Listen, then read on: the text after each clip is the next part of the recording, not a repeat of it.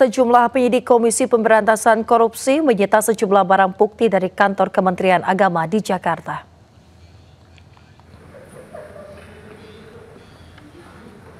Pemirsa, usai penggeledahan dilakukan sejak siang hari, para penyidik terlihat keluar pada Rabu malam dari kantor Kemenag. Para penyidik membawa 3 koper yang berisikan barang bukti dan dikawal ketat oleh polisi dengan senjata laras panjang. Tidak diketahui apa bentuk barang bukti yang disita oleh penyidik. Usai penggeledahan terkait dengan kasus dugaan korupsi penentuan kuota dan penyelenggaraan Haji 2023-2024 ini, para penyidik meninggalkan kantor Kemenag dengan rangkaian mobil.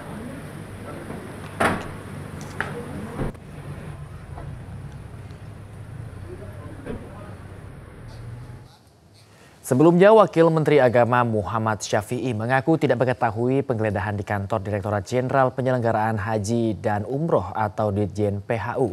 Menurut Syafi'i, KPK tidak datang ke ruangannya. Nggak tahu, saya di ruangan saya. Ruangan saya kan di sana. KPK nggak datang ke sana. Jadi saya nggak tahu apa yang mereka lakukan. Beda. Itu aja. Jadi nggak ada yang bisa saya komentari. Saya nggak ketemu KPK-nya. KPK-nya nggak ke ruangan saya, maka saya nggak tahu. Geram pajaknya dinaikkan 400%, warga di Kabupaten Jombang, Jawa Timur protes ke kantor Badan Pendapatan Daerah. Warga juga membayar pajak menggunakan uang koin hasil tabungan anaknya selama bertahun-tahun. Saya tidak mau dengan protes, Pak. Saya sudah protes. Ya, saya tidak mau tawar-menawar. Fatar Rohim, warga desa Pulolor, Kabupaten Jombang, Jawa Timur ini protes kepada petugas Badan Pendapatan Daerah Kabupaten Jombang lantaran pajak bumi dan bangunan yang harus dibayar naik sebanyak 400%. Dirinya mengaku sebelumnya pembayaran pajak tanah dan rumahnya hanya sebesar Rp400.000 per tahun. Namun sejak tahun 2024 lalu, pajaknya naik menjadi Rp1.300.000. Sebagai bentuk protesnya, Fata membawa 1 galon penuh uang koin yang akan digunakan untuk membayar pajak. Uang koin kemudian ditumpahkan di lantai untuk dihitung satu persatu. Bentuk kekecewaan saya dengan adanya biasanya per tahun 400 menjadi 1.350.000, ya kan? Itu kan saya protes waktu itu. Nah, ternyata acuannya itu saya tanya kepala dinas, ternyata dari acuan tersebut mengacu pada tahun 2002, katanya ada appraisal. Siapa yang appraisal? Kepala desa. Lah sekarang mungkir, bukan kepala desa, pihak ketiga. Makanya bagi yang masih keberatan, kita sudah menerima. Tahun 2024 kami menerima sebanyak 11.000 orang mengajukan keberatan atas ketetapan yang sudah ditentukan. Kemudian 2025 ini sudah ada sekitar 5.000 orang yang kita terima untuk mendapatkan keringanan maupun pembebasan pajak. Kenaikan pajak yang tidak wajar juga dirasakan Anis Purwaningsih, nenek 63 tahun, warga desa Sengon, Jombang, Jawa Timur. Dirinya kaget begitu menerima tagihan pajak tanah dan rumah yang biasanya Rp300.000 hingga Rp400.000 per tahun, kini melonjak menjadi Rp3,5 juta. Tidak hanya memberatkan, Anis menilai kenaikan pajak ini tidak masuk akal. Anis berharap pemerintah bisa melakukan pengurangan tagihan pajak kepada dirinya. Dari Jombang, Jawa Timur, Mukhtar Bagus, iNews melaporkan. Pemirsa, Kejaksaan Agung menetapkan Direktur Utama PT Sri Rezeki Isman atau Sritex sebagai tersangka dugaan pemberian korupsi kredit bank. Iwan Kurniawan Lukminto, Direktur Utama PT Sritex, mengenakan rompi pink dan borgol pada kedua tangannya usai Kejaksaan Agung menetapkan dirinya sebagai tersangka. Sebelumnya Iwan terseret kasus ini usai diduga menandatangani akta perjanjian pemberian kredit dari Bank BCB pada tahun 2020 silam, padahal ia mengetahui kredit yang diberikan itu tidak digunakan sesuai dengan peruntukannya. Dikawal oleh petugas Kejaksaan Agung, Iwan keluar dari gedung Kejagung pada Rabu malam dan masuk ke mobil tahanan.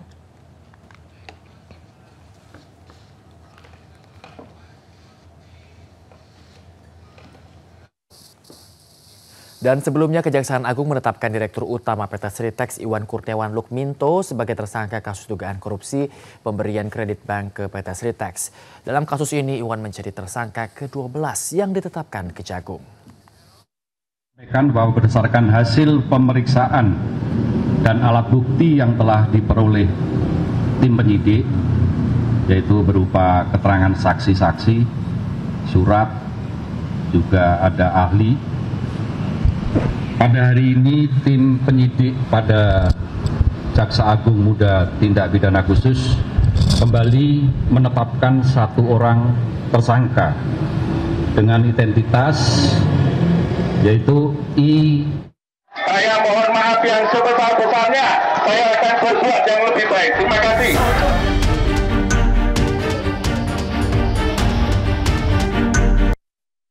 Pemirsa, aksi demonstrasi yang diikuti ribuan warga Pati di depan kantor Bupati telah usai.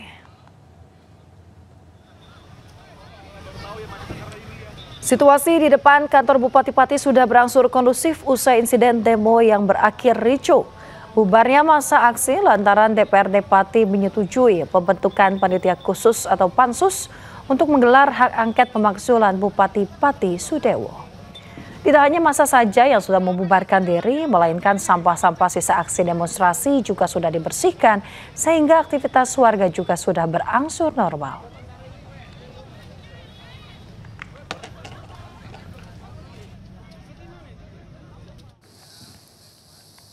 Unjuk rasa massa dan warga menuntut Bupati Pati mundur dari jabatannya di depan gedung DPRD Kabupaten Pati berlangsung ricuh Rabu siang.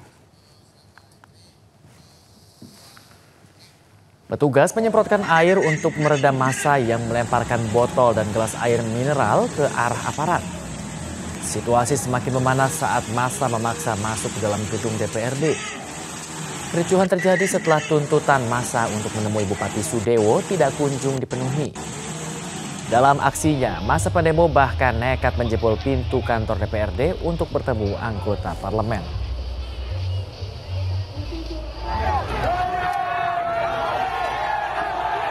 Bismillahirrahmanirrahim.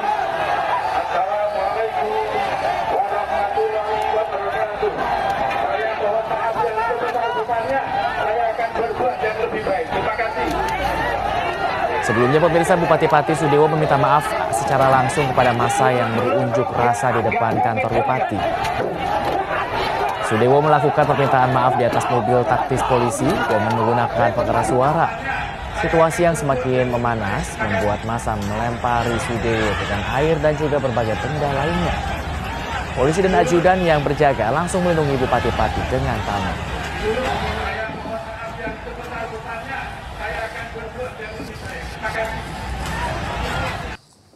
Pemirsa, unjuk rasa warga di depan kantor Bupati Pati Jawa Tengah berujung ricuh. Bahkan massa sempat memukul mundur polisi yang berupaya menyelamatkan diri dari kerumunan massa.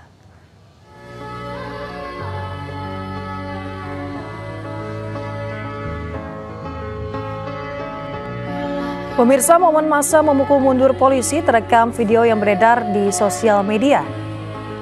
Sejumlah warga ada juga yang berupaya untuk menghalau agar tidak terjadi aksi main hakim sendiri.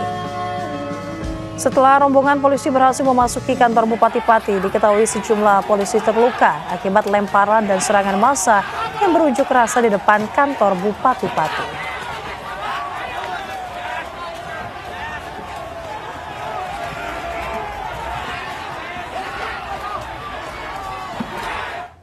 Dewan Perwakilan Rakyat Daerah Kabupaten Pati, Jawa Tengah telah menggelar sidang paripurna dan menyepakati pembentukan panitia khusus hak angket untuk memakzulkan Bupati Pati Sudewo.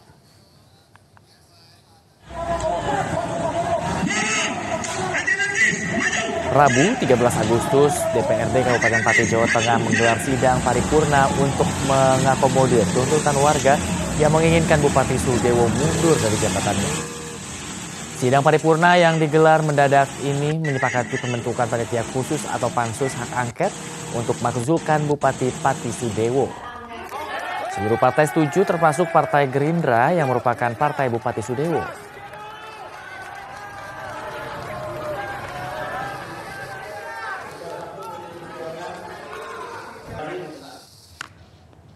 Pemirsa, puluhan sopir truk tambang yang beroperasi di luar jam operasional diadang warga di Jalan Raya Legok, Kabupaten Tangerang, Banten. Warga kesal truk batu dan pasir sering membuat kemacetan yang parah.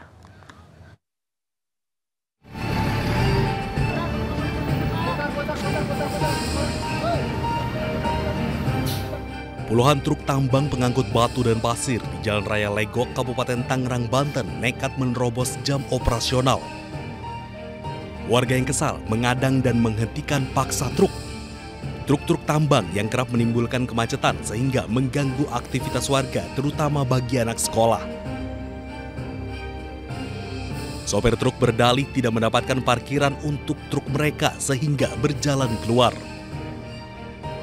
Mau parkir ke parkiran penuh, nanti gimana lagi? Parkir di jalan nggak boleh. Coba, karena kita mau masuk ke parkiran kan penuh, di jalan kan warga. Gimana lagi? Dalam peraturan Bupati nomor 47 tahun 2018 disebutkan truk tambang hanya boleh melintas pada pukul 10 malam hingga pukul 5 pagi.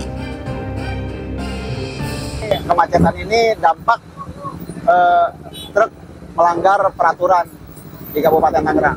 Setahu saya dari jam 10 malam sampai jam 5 pagi, Pak. Warga berharap agar pemerintah setempat lebih tegas menjalankan Perbuk Bupati Tangerang dan pengawalan peraturan truk tambang dilarang melintas sebelum jam operasional. Dari Kabupaten Tangerang, Banten, Aimarani, iNews melaporkan. Sidang perdana 2 pegawai perusahaan tambang digelar di PN Jakarta Pusat atas kasus pemasangan patok di lahan yang memunculkan sengketa.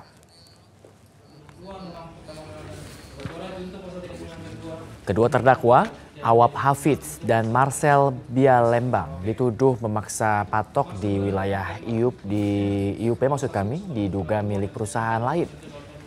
Mereka menilai dakwaan kabur karena lahan tersebut adalah milik perusahaan tempat mereka bekerja yang sudah berizin. Tim hukum menegaskan tindakan itu penegakan batas, bukan perusahaan, dan dilakukan atas perintah perusahaan serta disaksikan pihak berwenang. Kasus ini dinilai memicu kekhawatiran kriminalisasi pekerja tambang. Kita pasang, katakanlah ya, di tempat kita sendiri, patok, kenapa kita masuk penjara dan pasangnya cuma 1 hari. Disaksikan oleh position dengan polisi setempat di daerah kita sendiri. Kalau seandainya itu pidana, polisi sudah melarang kita pada saat itu dan cuma 1 hari, jadi mereka nggak melihat. Pemirsa, 3 terdakwa kasus penjualan organ tubuh ilegal ke India divonis 3 dan 2 tahun penjara oleh Majelis Hakim Pengadilan Negeri Sidoarjo. Ketiga terdakwa masing-masing pasangan suami istri Ahmad Farid dan Ayu Wardani asal Sidoarjo serta Muhammad Maharudin asal Malang terbukti hendak menjual ginjal secara ilegal ke India dengan imbalan uang 600 juta rupiah. Hakim menjatuhkan vonis 3 tahun penjara untuk Muhammad Maharudin dan Ahmad Farid, serta 2 tahun penjara untuk Ayu Wardani dengan pertimbangan masing-masing kondisi pribadi. Vonis ini lebih ringan dari tuntutan jaksa yang meminta 8 dan 7 tahun penjara. Sementara para terdakwa melalui kuasa hukumnya masih menyatakan berpikir-pikir terlebih dahulu. Ayu jujur merasa lega dengan putusan dari hakim hari ini, namun ya kami tetap akan pikir-pikir ya Pak ya untuk melakukan banding atau tidak, karena kondisi klien kita atau prinsipal kita juga masih shock ya, dan tidak bisa dijawab.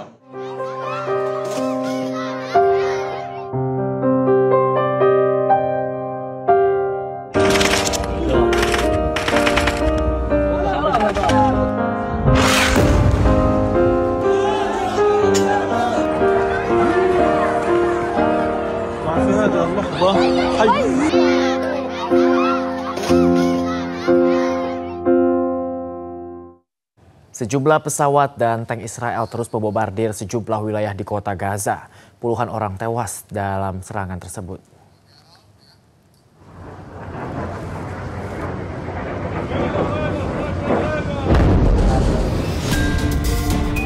Israel terus melancarkan serangan ke sejumlah wilayah di kota Gaza, baik melalui udara maupun darat. Serangan tersebut terjadi setelah Israel mengatakan akan melancarkan serangan terbaru dan mengambil alih kendali atas kota Gaza. Sejumlah saksi mata dan petugas medis di jalur Gaza mengatakan bahwa pengeboman Israel menghantam 2 rumah di pinggiran Zaytun, kota Gaza, dan menewaskan sedikitnya 7 orang. Pengeboman lainnya menghantam sebuah gedung apartemen di pusat kota Gaza dan menewaskan sedikitnya 4 orang. Rentetan serangan Israel juga memakan korban jiwa di wilayah jalur Gaza bagian selatan. Sedikitnya sebuah rumah di area Khan Younis. Dalam serangan itu terdapat pasangan suami istri dan anak yang mereka turut menjadi korban tewas. Serangan udara Israel lainnya menghantam kamp pengungsian di dekat area pesisir Mawasi dan menewaskan sedikitnya 4 orang. Kementerian Kesehatan setempat mencatat total 89 orang tewas akibat rentetan serangan Israel di sejumlah wilayah Gaza pada hari Selasa.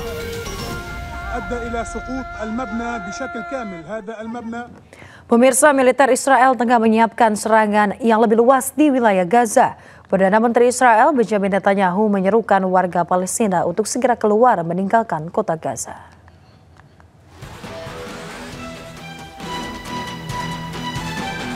Perdana Menteri Israel Benjamin Netanyahu menyerukan kembali untuk mengizinkan warga Palestina meninggalkan wilayah Gaza. Seruan tersebut disampaikan karena militernya sedang mempersiapkan serangan yang lebih luas di wilayah Gaza. Netanyahu menyampaikan untuk memberi warga Palestina kesempatan untuk meninggalkan zona pertempuran dan secara umum meninggalkan wilayah Gaza jika mereka mau. Di jalur Gaza, Israel selama bertahun-tahun telah mengontrol ketat perbatasan dan melarang banyak orang pergi. Sebelumnya, Netanyahu mengumumkan bahwa serangan militer terbaru terhadap jalur Gaza akan segera dimulai. Netanyahu mengatakan bahwa dirinya berharap dapat menyelesaikan serangan terbaru ke jalur Gaza dengan cukup cepat. Netanyahu mengatakan dirinya tidak memiliki pilihan lain selain menyelesaikan pekerjaannya dan mengalahkan Hamas untuk membebaskan para sandera. Israel pun telah berbicara dengan Presiden Amerika Serikat Donald Trump untuk membahas rencana Israel untuk menguasai sisa benteng Hamas di Gaza. Di tengah krisis kelaparan, warga Gaza harus menghadapi resiko kematian akibat serangan serta tentara Israel di lokasi distribusi bantuan.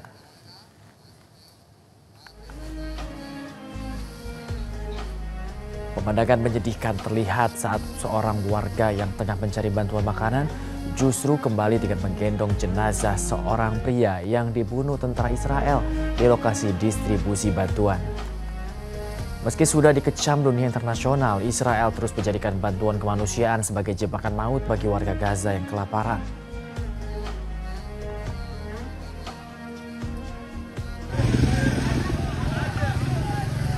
Berbeda nampak mendekat ke arah rantai bantuan kemanusiaan di lokasi distribusi.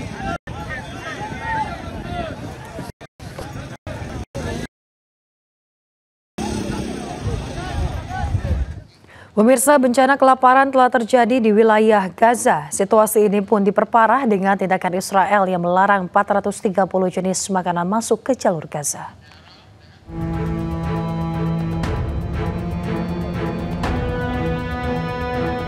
Sejumlah truk bantuan saat ini telah masuk ke Gaza sejak 27 Juli usai adanya tekanan publik internasional. Meski demikian, Israel hingga kini masih memblokir 430 jenis makanan masuk ke Gaza. Ratusan jenis makanan tersebut mulai dari daging beku, dari segala jenis, ikan beku, keju, produk susu, sayuran beku, dan juga buah-buahan. Israel juga masih memblokir ratusan barang lainnya yang dibutuhkan oleh warga yang kelaparan dan sakit. Pernyataan tersebut mengatakan pelonggaran akses bantuan sebagai yang diumumkan pada 27 Juli belum mencabut pembatasan luas terhadap makanan dan barang-barang penting lainnya.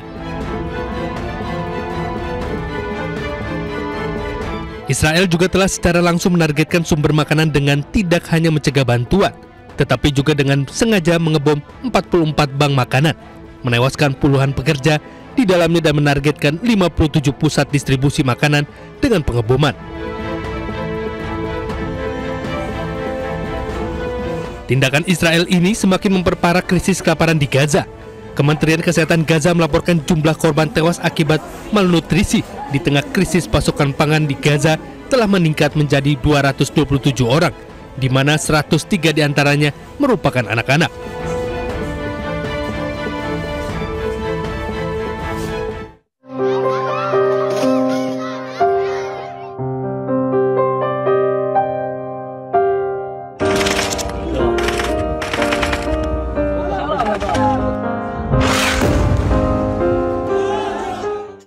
Pemirsa, mantan Ketua KPK Abraham Samad diperiksa penyidik Polda Metro Jaya dalam kasus ijazah palsu Joko Widodo. Samad selesai diperiksa sekitar pukul 20 waktu Indonesia Barat.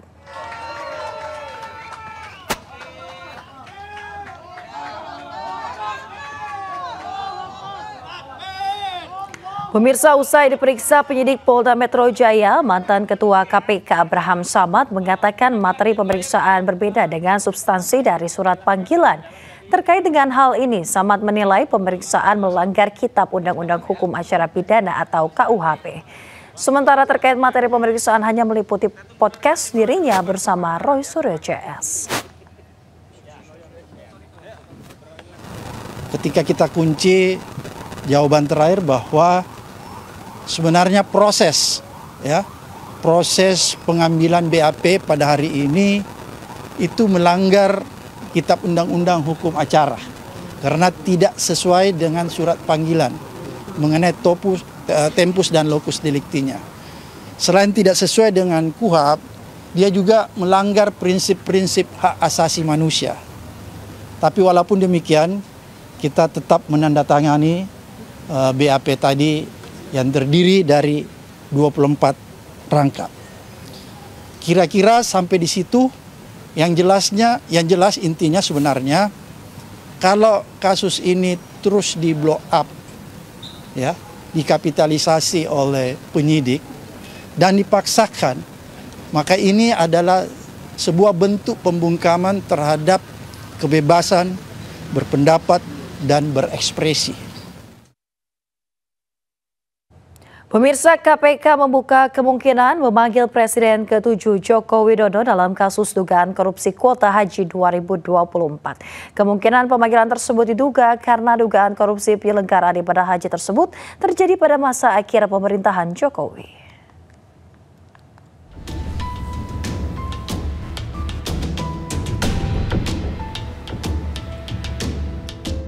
Komisi Pemberantasan Korupsi membuka kemungkinan memanggil Presiden ke-7 Joko Widodo dalam kasus dugaan korupsi kuota haji 2024. Kemungkinan pemanggilan tersebut diduga karena dugaan korupsi penyelenggaraan ibadah haji tersebut terjadi pada masa akhir pemerintahan Joko Widodo. Sementara juru bicara Budi Prasetyo menyebut bahwa KPK tidak akan terbang pilih dalam menangani kasus. KPK juga akan memanggil semua saksi sesuai kebutuhan penyidik. Pemanggilan terhadap semua saksi tentu tergantung kebutuhan dari penyidik.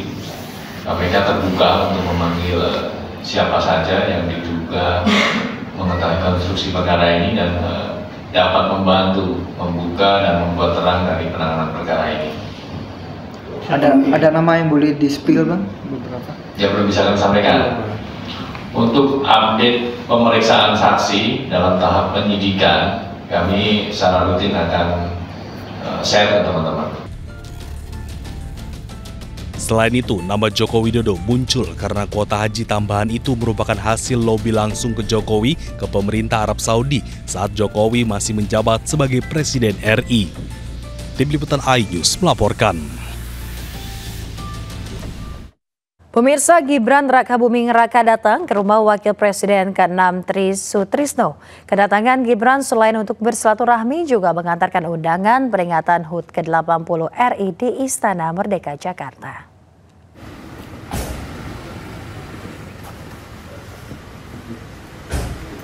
Pemirsa, Wakil Presiden Gibran Rakabuming Raka menyambangi kediaman Wakil Presiden ke-6 Republik Indonesia Tri Sutrisno. Sambil memberi hormat dan juga mencium tangan, Gibran dipersilahkan duduk oleh Tri Sutrisno di kediamannya. Kedatangan Gibran mengantar undangan peringatan HUT ke-80 RI sekaligus bersilaturahmi. Kedatangan Gibran disambut langsung oleh Tri Sutrisno, istrinya dan juga putri pertamanya, Nora Tristiana Tri Sutrisno. Gibran dan Tri Sutrisno membahas pengalaman kepemimpinan, wawasan kebangsaan, dan juga persatuan di tengah dinamika global.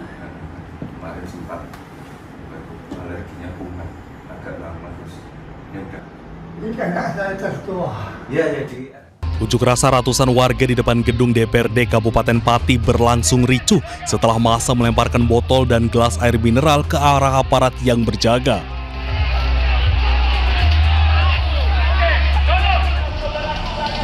Situasi semakin memanas karena massa meminta masuk ke dalam gedung DPRD. Kericuan terjadi setelah tuntutan massa untuk menemui Bupati Sudewo tak kunjung dipenuhi. Untuk meredam kericuan, aparat menyemprotkan gas air mata ke arah massa.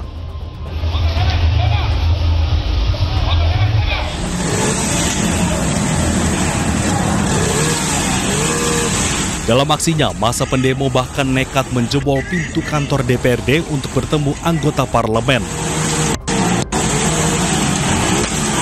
Sebelumnya, Bupati Sudewo telah membatalkan kenaikan tarif pajak bumi bangunan P2 sebesar 250% setelah diprotes besar-besaran oleh warga setempat. Kendati demikian, pembatalan kenaikan pajak tidak mampu meredam kekesalan warga yang menilai sosok Bupati yang arogan.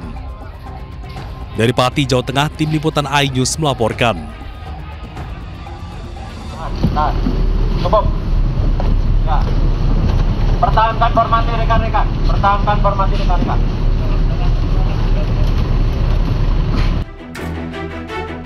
Aksi unjuk rasa di pusat pemerintahan Kabupaten Pati, Jawa Tengah berlangsung ricuh. Kericuhan memuncak setelah polisi menembakkan gas air mata untuk membubarkan massa yang melemparkan gelas air mineral ke arah aparat kepolisian.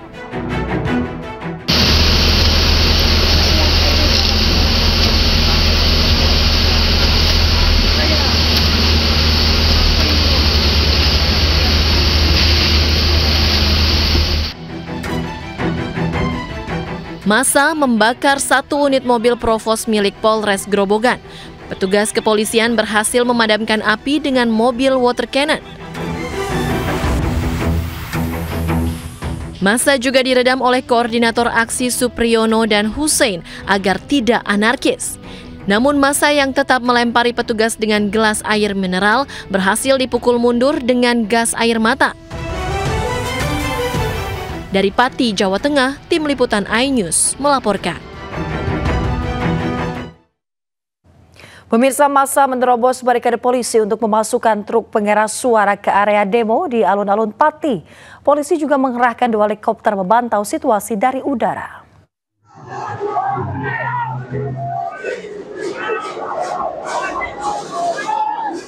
Massa menerobos barikade penyekatan jalan yang dipasang aparat kepolisian. Hal itu dilakukan lantaran massa memaksa truk pembawa pengeras suara di sebelah timur alun-alun Pati, Jawa Tengah bisa berada di area demo. Suasana sempat memanas dan terjadi adu mulut hingga kepolisian akhirnya membuka barikade. Namun polisi hanya membolehkan truk pengeras suara masuk. Sementara kendaraan lain harus diparkir di luar kawasan alun-alun Pati. Selain itu, kepolisian juga memantau situasi keamanan dari udara dengan mengerahkan 2 unit helikopter. Dari Pati, Jawa Tengah, Musyafa, iNews melaporkan. Pemirsa, dalam unjuk rasa menuntut Bupati Pati mundur, 11 terduga provokator ditangkap dan polisi juga tengah mengusut pelaku yang membakar mobil milik Propam. Saat ini pelaku yang menjadi provokator itu ada kurang lebih ada 11 kita lakukan pengamanan.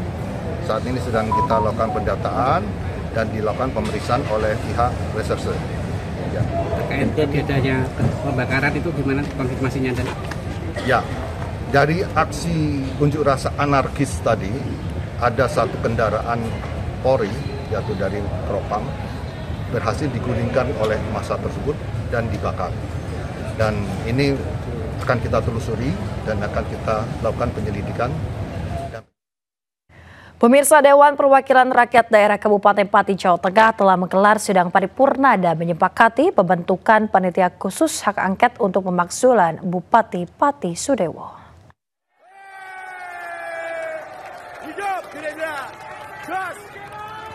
Pada Rabu 13 Agustus, DPRD Kabupaten Pati, Jawa Tengah menggelar sidang paripurna untuk mengakomodir tuntutan warga yang menginginkan Bupati Sudewo mundur dari jabatannya. Sidang paripurna yang digelar mendadak ini menyepakati pembentukan panitia khusus atau pansus hak angket untuk memakzulkan Bupati Pati Sudewo. Seluruh partai setuju termasuk Partai Gerindra yang merupakan partai Bupati Sudewo.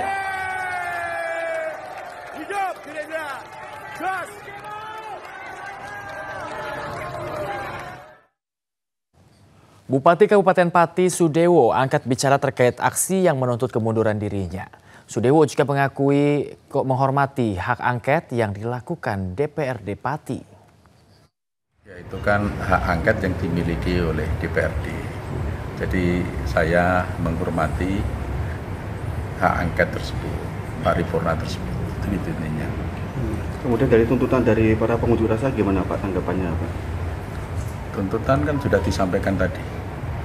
Kalau saya kan dipilih oleh rakyat secara konstitusional dan secara demokratis, jadi tidak bisa saya harus berhenti dengan tuntutan itu, harus mundur dengan tuntutan seperti itu semuanya. Pemirsa, pada April 2025 Sudewo melaporkan harta kekayaan penyelenggara negara atau LHKPN. Tercatat Sudewo memiliki total harta sebesar 31,5 miliar rupiah. Paling besar harta Sudewo ada pada kepemilikan properti tanah dan juga bangunan senilai 17 miliar rupiah. Ia tercatat memiliki 31 bidang tanah dan bangunan di Pati, Surakarta, Yogyakarta, Bogor, Wonogiri, Pacitan, Depok, Blora hingga Tuban. Kemudian ia juga memiliki 8 alat transportasi terdiri dari 6 mobil dan juga 2 motor senilai 6,3 miliar rupiah.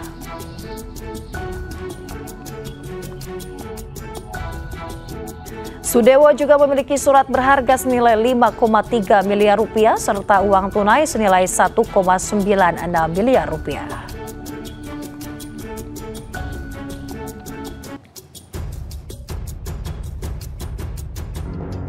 Sudewo juga memiliki harta bergerak senilai 795 juta rupiah dan tercatat tidak memiliki hutang.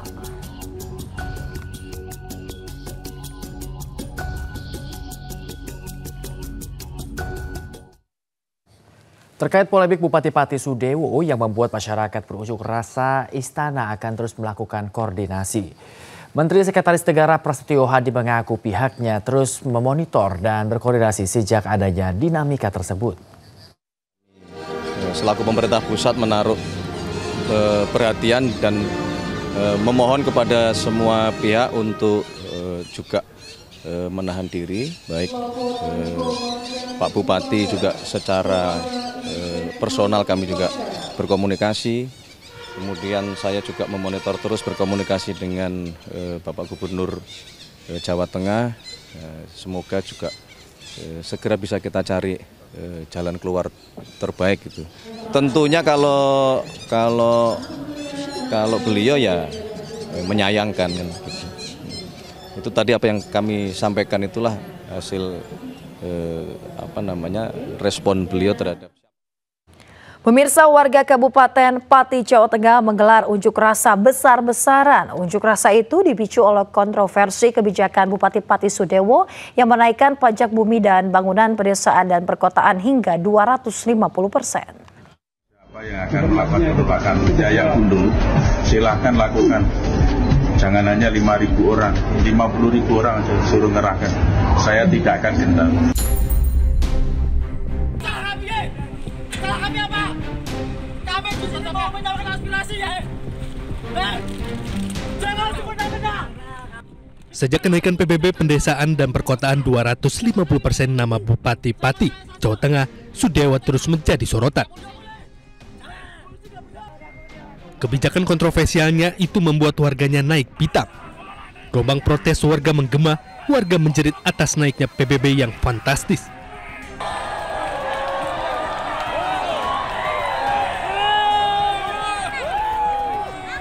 Warga merasa kebijakan Sudewo itu tidak realistis dan menambah beban hidup warga.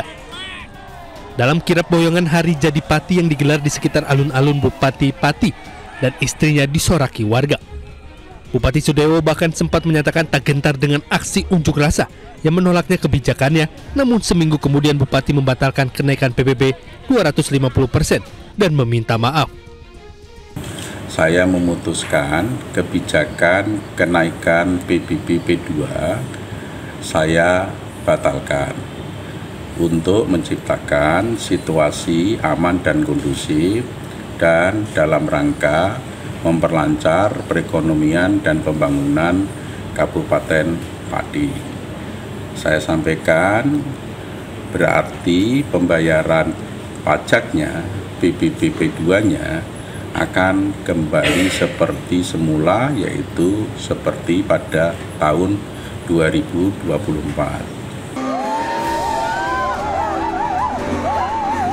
Kontroversi lainnya, Bupati Pati juga pernah mengundang 3 penyanyi dangdut trio Serigala untuk menghibur tamu undangan saat acara penandatanganan Koperasi Merah Putih dan MOU Hari Jadi Pati di Pendopo Pati, Jawa Tengah dan beredar viral hingga aksi tersebut dianggap tidak pantas oleh netizen.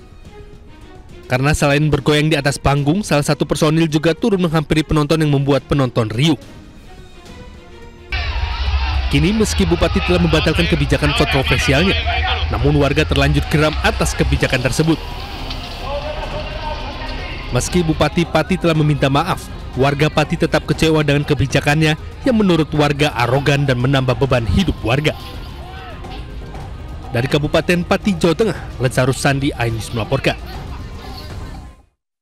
Pemirsa, sebuah gerakan membagikan bendera merah putih untuk dikibarkan digelar di Kalimantan Utara. Lebih dari sekedar memeriahkan, gerakan ini diinisiasi untuk menumbuhkan rasa cinta kepada tanah air.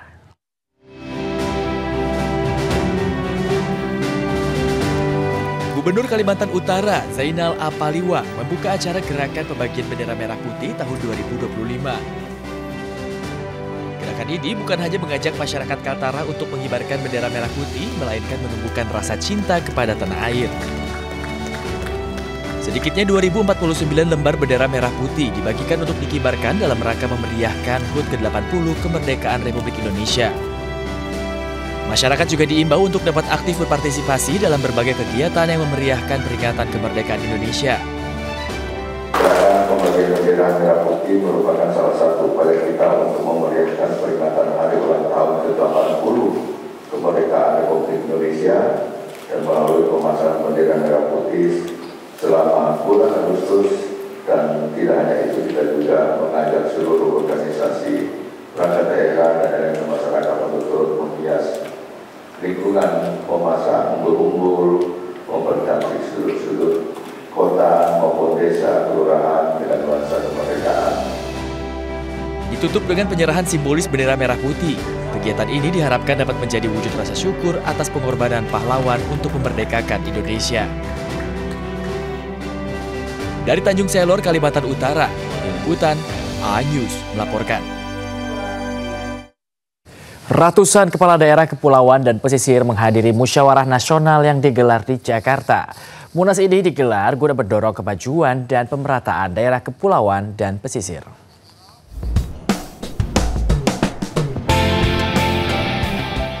Pemerintah Provinsi Kalimantan Timur turut menghadiri musyawarah nasional ketiga Asosiasi Pemerintah Daerah Kepulauan dan Pesisir Seluruh Indonesia atau Aspeksindo.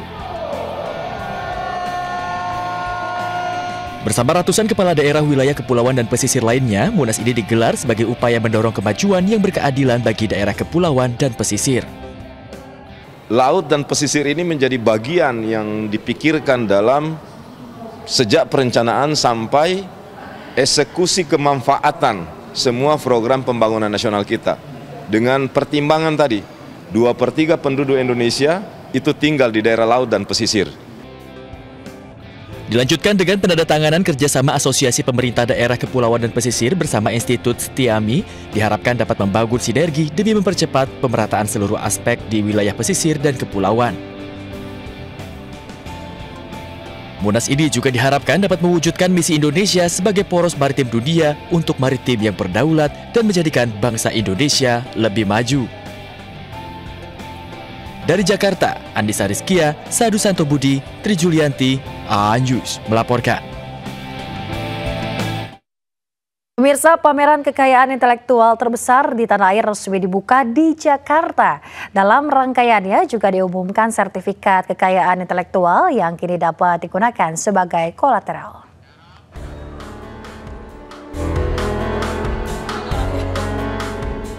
IP Expos Indonesia 2025 resmi digelar di Jakarta dengan mengusung tema Elevating Indonesia's Intellectual Property to the World. Dihadiri Menteri Hukum dan HAM Supratman Andi Aktas, pameran kekayaan intelektual ini mengumumkan lahirnya program pembiayaan baru, yaitu kredit berbasis sertifikat kekayaan intelektual. Dengan kerjasama dengan perbankan nasional, kini sertifikat merek, paten, hak cipta atau desain industri dapat dijadikan kolateral pinjaman. Tadi kita luncurkan pertama kalinya ada pembiayaan intellectual property. Ya.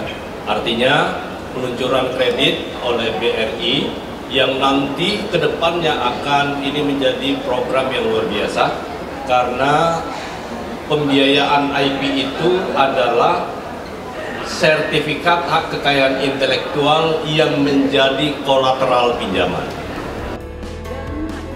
Dirjen World Intellectual Property Organization atau WIPO yang turut hadir dalam gelaran ini menyampaikan komitmennya untuk mendukung pemanfaatan kekayaan intelektual untuk mendorong pertumbuhan ekonomi kreatif dan digital di tanah air. WIPO juga meluncurkan sejumlah program bersama pemerintah Indonesia, termasuk pembiayaan mikro melalui kredit usaha rakyat, serta peningkatan kesadaran dan pendampingan perlindungan KI di lapangan. And our purpose here is to help the Indonesian government and private sector and financial sector to work together across, to collaborate in a new national IP strategy so that Indonesia's creative economy, digital economy, and the green economy and your vision Asacita as well as the AMAS 2045 vision is supported by intellectual property.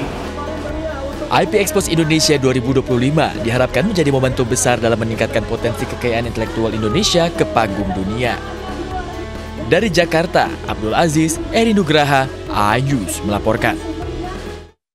Pemirsa, warga desa Citerep, Kabupaten Bogor, Jawa Barat digegerkan dengan munculnya hujan semen di wilayah mereka. Akibatnya sejumlah kendaraan dan rumah warga pun tertutup debu diduga dari perusahaan semen. Bahkan kegiatan memperingati HUT RI ke-80 tahun yang berlangsung di lapangan pun dihentikan.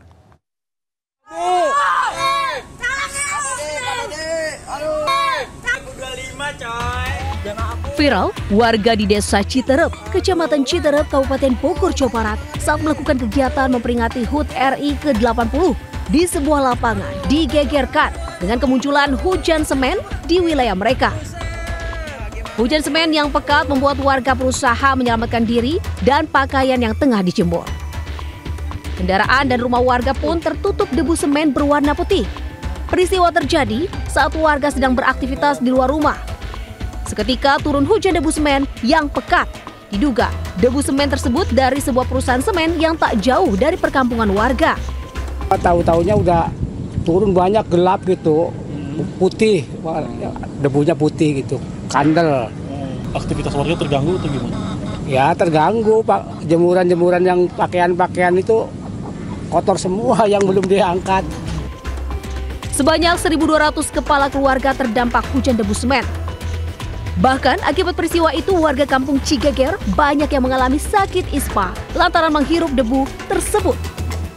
Warga berharap pemerintah menindak tegas perusahaan yang dapat membahayakan kesehatan warga.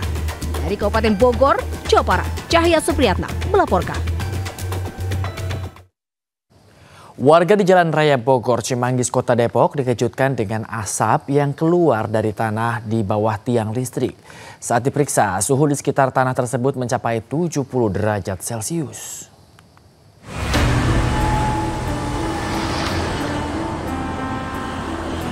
Warga digegerkan dengan asap yang keluar dari bawah tiang lampu di Jalan Raya Bogor, Cimanggis, Kota Depok, Jawa Barat. Selain berasap, juga tercium bau belerang. Warga dan teknisi dari Dinas Perhubungan Kota Depok memeriksa lokasi dengan menggali tiang bawah lampu untuk mencari titik asap. Saat digali, titik asap berada di bawah kabel tiang lampu jalan. Saat diukur, asap di sekitar tiang lampu itu memiliki suhu yang sangat tinggi, yaitu 70 derajat Celcius. Baru tadi pagi banget keluar lagi nih, karena kalau siang kan hilang asapnya ya. Setiap pagi sama malam keluar. Nah, baru saya ambil inisiatif, kalau ada asap, saya ukur lah, hawanya kan panas tuh. Itu pakai termometer, ternyata tinggi juga hawanya, sampai 70 derajatan ya. 70 derajat, oke. 70 derajat. Nah, karena kita udah lapor ke PLN juga, udah lapor ke PU, udah berapa kali dicek, katanya sih bukan dari kabel, panasnya. Nah, bukan dari kabel, ya saya udah bingung mau kemana lagi lapor. Asap ini sudah muncul sejak pekan lalu. Kini peristiwa tersebut ditangani petugas PLN dan Dinas PUPR Kota Depok. Dari Depok, Jawa Barat, Iyung Rizky, iNews melaporkan. Kita beralih ke informasi mancanegara. Pemirsa, di tengah krisis kelaparan, warga Gaza harus menghadapi resiko kematian akibat serangan tentara Israel di lokasi distribusi bantuan. Pemandangan menyedihkan terlihat saat seorang warga yang tengah mencari bantuan makanan justru kembali dengan menggendong jenazah seorang pria yang dibunuh tentara Israel di lokasi distribusi bantuan. Meski sudah dikecam dunia internasional, Israel terus menjadikan bantuan kemanusiaan sebagai jebakan maut bagi warga Gaza yang kelaparan.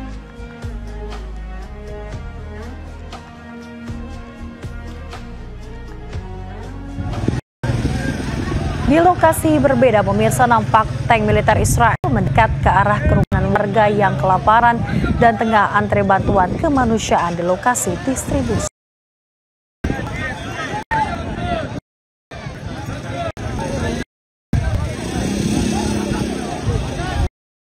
Sejumlah pesawat dan tank Israel terus membombardir sejumlah wilayah di kota Gaza. Puluhan orang tewas dalam serangan tersebut.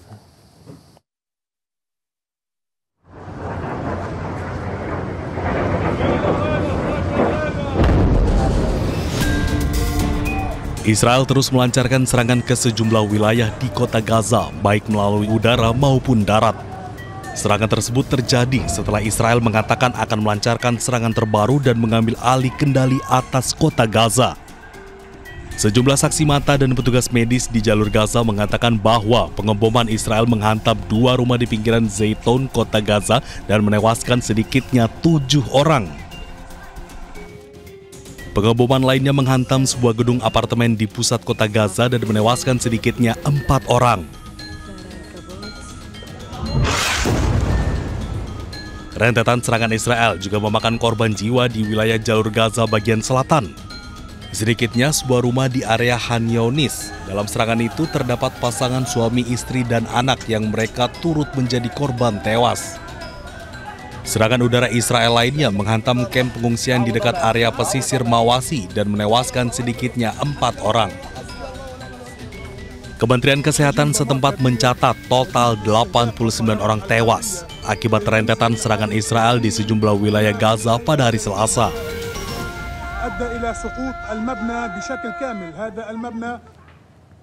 Pemirsa, militer Israel tengah menyiapkan serangan yang lebih luas di wilayah Gaza.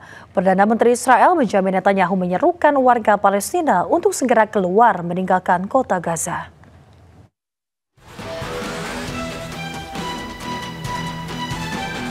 Perdana Menteri Israel Benjamin Netanyahu menyerukan kembali untuk mengizinkan warga Palestina meninggalkan wilayah Gaza.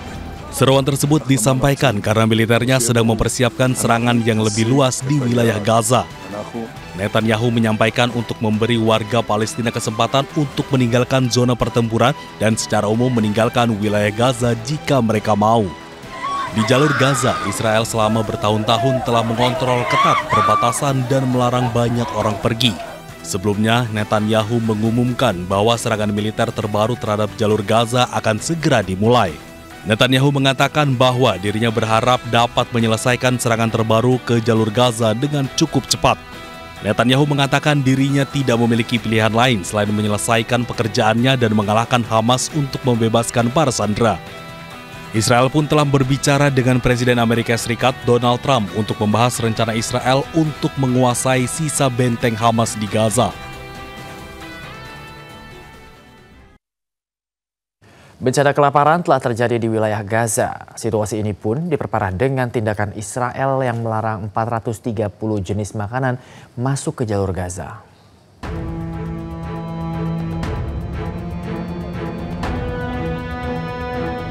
Sejumlah truk bantuan saat ini telah masuk ke Gaza sejak 27 Juli usai adanya tekanan publik internasional. Meski demikian, Israel hingga kini masih memblokir 430 jenis makanan masuk ke Gaza. Ratusan jenis makanan tersebut mulai dari daging beku, dari segala jenis, ikan beku, keju, produk susu, sayuran beku, dan juga buah-buahan. Israel juga masih memblokir ratusan barang lainnya yang dibutuhkan oleh warga yang kelaparan dan sakit. Pernyataan tersebut mengatakan pelonggaran akses bantuan sebagai yang diumumkan pada 27 Juli belum mencabut pembatasan luas terhadap makanan dan barang-barang penting lainnya.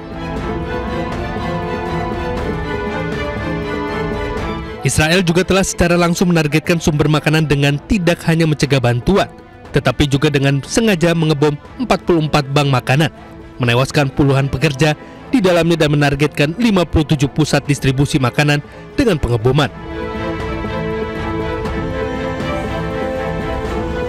Tindakan Israel ini semakin memperparah krisis kelaparan di Gaza. Kementerian Kesehatan Gaza melaporkan jumlah korban tewas akibat malnutrisi di tengah krisis pasokan pangan di Gaza telah meningkat menjadi 227 orang, di mana 103 diantaranya merupakan anak-anak.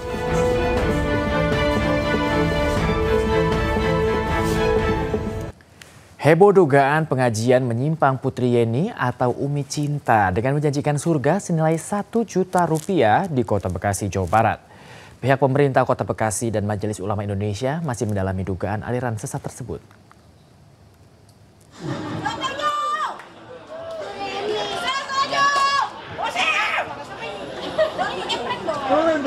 Heboh dugaan pengajian menyimpang yang menjanjikan akan mendapatkan surga dengan membayar uang sebesar 1 juta rupiah yang dilakukan oleh Putri Yeni atau biasa disebut Umi Cinta di Bekasi, Jawa Barat.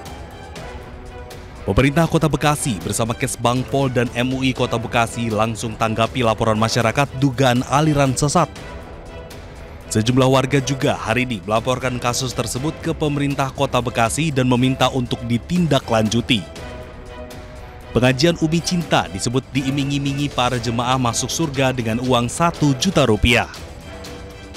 Yang disampaikan warga tadi apa, Pak? Warga keluhan karena ini merasakan masyarakat. Beberapa indikasi yang kita kategorikan ini masuk ke aliran sesat.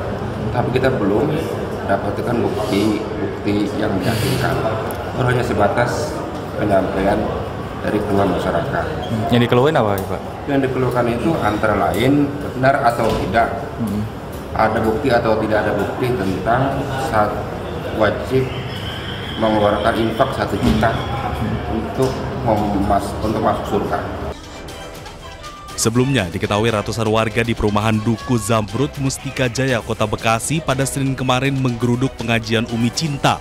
Aksi warga ini lantaran resah dengan aktivitas pengajian di lingkungan mereka yang diduga menyimpang dari syariah Islam. Dari Bekasi, Jawa Barat, Rahmat Hidayat, Ayus melaporkan. Pemirsa, sejumlah penyidik Komisi Pemberantasan Korupsi menyita sejumlah barang bukti dari kantor Kementerian Agama di Jakarta.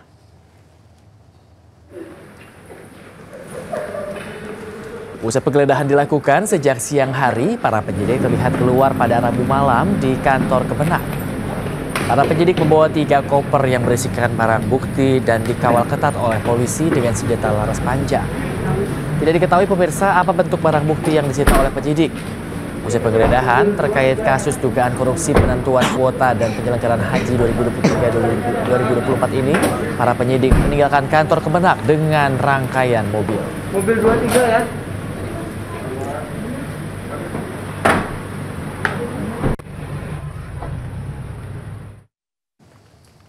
Kejaksaan Agung menetapkan Direktur Utama PT Sri Rejeki Isman atau Sritex sebagai tersangka dugaan pemberian korupsi kredit bank. Iwan Kurniawan Lukminto, Direktur Utama PT Sritex, mengenakan rompi merah muda dan borgol pada kedua tangannya usai Kejaksaan Agung menetapkan dirinya sebagai tersangka. Sebelumnya Iwan terseret kasus ini usai diduga menandatangani akta perjanjian pemberian kredit dari Bank BJB pada tahun 2020 lalu. Padahal ia mengetahui kredit yang diberikan itu tidak digunakan sesuai dengan peruntukannya. Dikawal oleh petugas Kejaksaan Agung, Iwan keluar dari gedung Kejagung pada Rabu malam dan masuk ke mobil tahanan.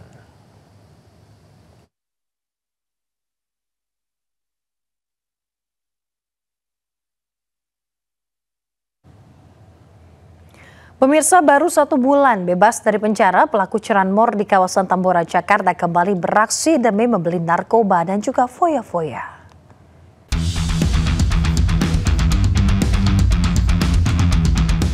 Tim Opsnal, unit Reskrim Polsek Tambora menangkap 2 pelaku curanmor yang sempat viral di media sosial.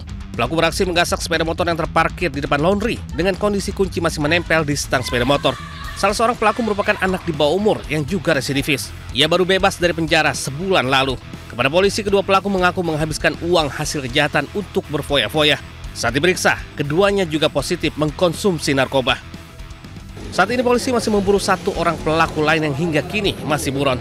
Dari Jakarta, Miftahul Ghani News melaporkan. 2 pelaku perampokan bersenjata tajam yang mengancam pemotor di Makassar ditangkap polisi. Kedua pelaku merupakan residivis kasus pemerkosaan yang baru bebas dari penjara pada Januari lalu.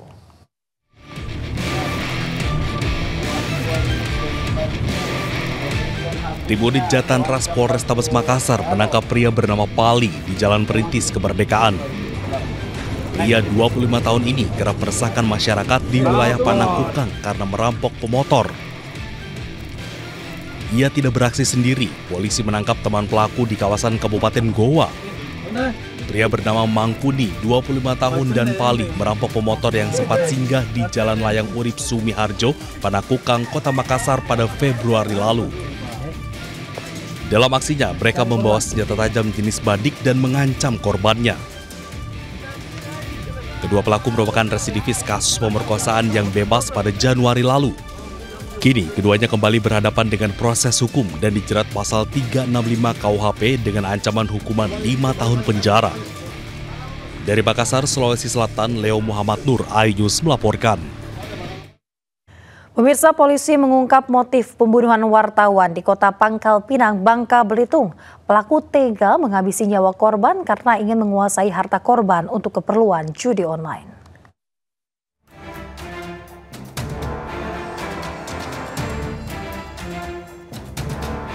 Polisi menangkap 2 pelaku pembunuhan Aditya Warman, wartawan salah satu media online di Pangkal Pinang, Bangka Belitung.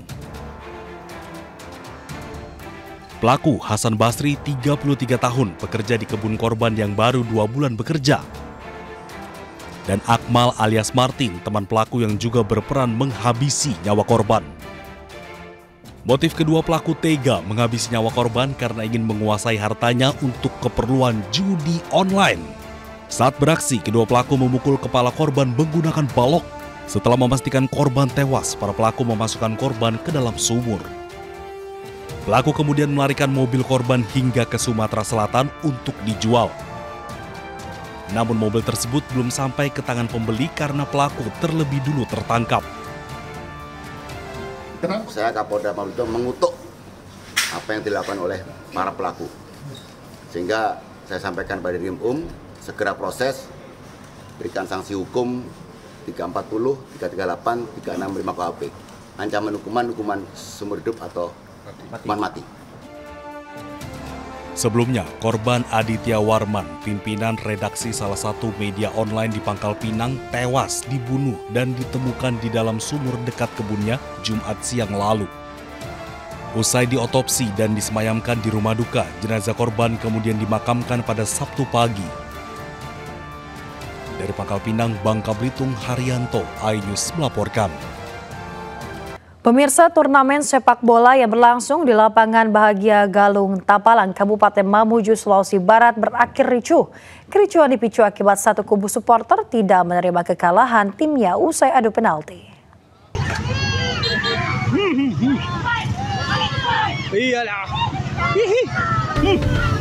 Turnamen sepak bola di lapangan Bahagia Galung, Tapalang di Kecamatan Tapalang, Kabupaten Mamuju diwarnai kericuhan. Ratusan supporter dari 2 tim masuk ke lapangan dan terlibat perkelahian.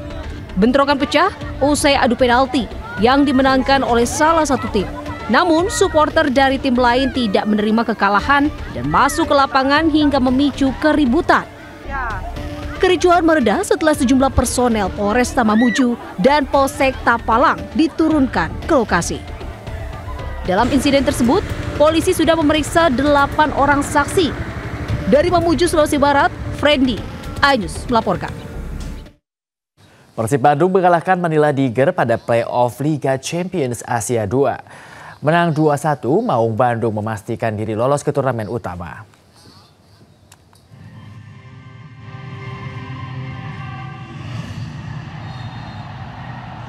Persib Bandung mengalahkan Manila Dagger pada play-off Liga Champions Asia 2 di Stadion Gelora Bandung Lautan Api Bandung, Jawa Barat pada Rabu malam.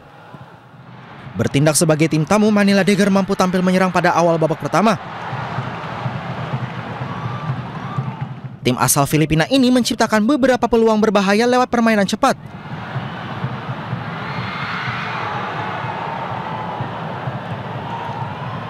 Namun Persib yang sempat kesulitan mengembangkan permainan berhasil unggul lewat gol bunuh diri kiper Manila Michael Asong yang kesulitan mengantisipasi crossing dari Lucho Goicoechea.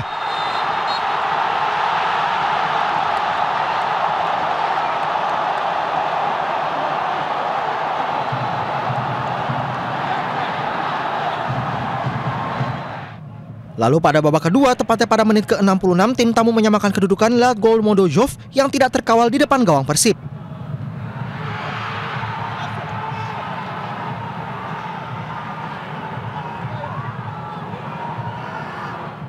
Meski begitu, memasuki menit ke-73, Maung Bandung kembali memimpin berkat William Barros sekaligus menjadi penentu kemenangan Persib.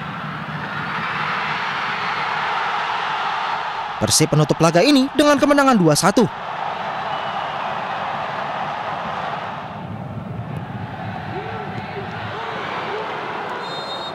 Hasil ini membuat Persib lolos ke turnamen utama Liga Champions Asia 2 yang dimulai pada 15 Agustus.